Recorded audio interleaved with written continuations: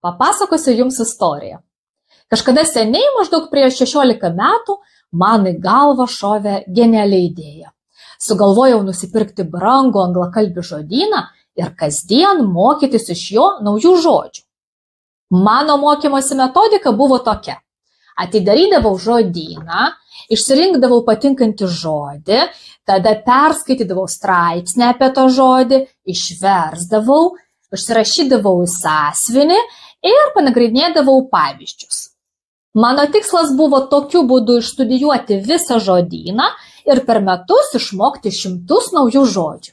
Eksperimentas tęsėsi keletą mėnesių, kai nusprendžiau save patikrinti ir paskaičiuoti, kiek žodžių aš sugebėjau išmokti.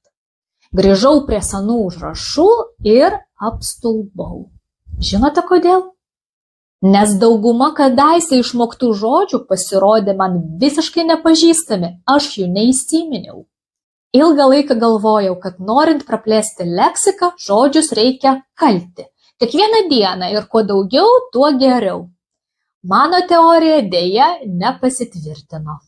Užtat dabar aš žinau, kad žodžius reikia neskaityti, o vartoti gyvoje kalboje. Kalimas yra tik laiko švaistymas. Jeigu jūsų tikslas plėsti anglų kalbos žodyną ir lavinti kalbėjimą, turite reguliariai komunikuoti, tai yra vartoti žodžius įvairiose situacijose. Tik gyva praktika duoda gerus rezultatus. Practice here and learn English effectively.